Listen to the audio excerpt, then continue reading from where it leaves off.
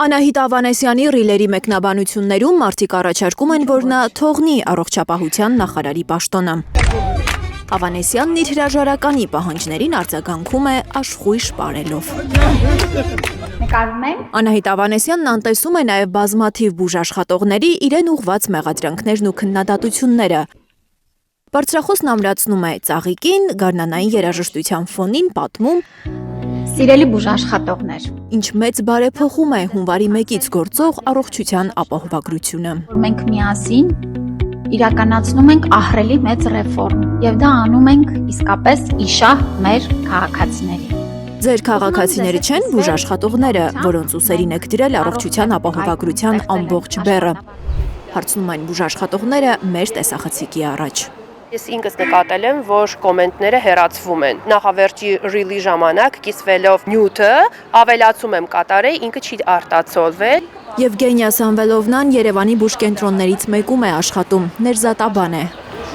Անահիտ Ավանեսյանի ռիլերից մեկի մեկնաբանություններում բողոքել էր, որ հիվանդանոցներում սարսափելի հերթեր է առաջացրել առողջության ապահովագրությունը։ Նաև ունենք պացիենտներ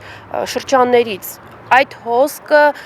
անկառավարելի է դարձել։ Հիվանդները ստիպված են ժամերով սպասել, քանի որ բուժաշխատողների գործառույթները շատացել են։ Միայն առմետ համակարգում նշումներ, լրացումներ անելը նրանցից արդեն կես ժամ խլում է, քանի որ ըստ բժիշկների համակարգը վատ է աշխատում, անընդհատ կախում է, հետո դրան ավելանում է հիվանդին զննելը, ճանապարհելը, մինչդեռ կոնսուլտացիայի համար իրենց ժամանակ է տրված 10-ից 15 րոպե։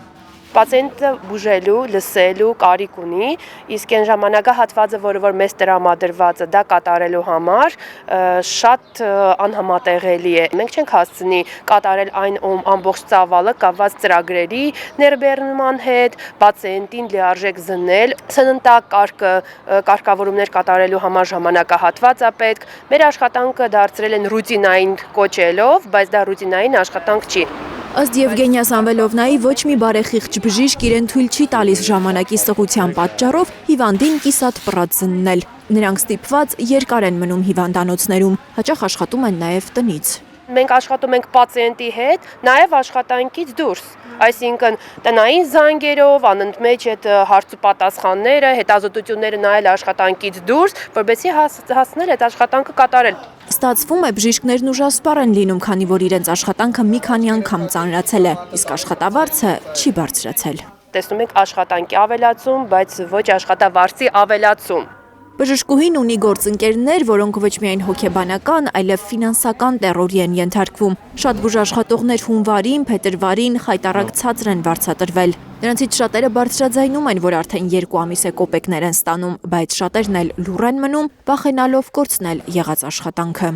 Պատկերացրեք մի իրավիճակ, երբ բուժաշխատողը խնդիր է բարձրաձայնում եւ տնօրենը կանչում ասում է, որ դուրս արի աշխատանքից, դիմումդ գրի գնա։ Բժիշկ Գևորգ Գրիգորյանը ամեն օր տարբեր բուժկենտրոնների աշխատակիցներից ստանում է բազմաթիվ նամակներ նրանց աշխատավարձերի սկրինշոթերով։ Ըստ բժշկի, երբ այդ սկրինշոթերը դրվում են Ավանեսյանի ռիլերի մեկնաբանություններում, մի քանի վայրկյան հետո անհետանում են։ Տիկին նախարարը միտումնավոր չտեսնելու է տալիս անհարմար հարցերը։ Այդ հարցերը հասնում են տեղ, այդ հարցերը տեսնում է թե նախարարը, թե հասարակությունը, որքան էլ որ կոմենտներ ջնջվեն, որքան էլ որ կոմենտները անտեսվեն, ես հավաքում եմ եւ հրապարակում եմ այդ ամենը։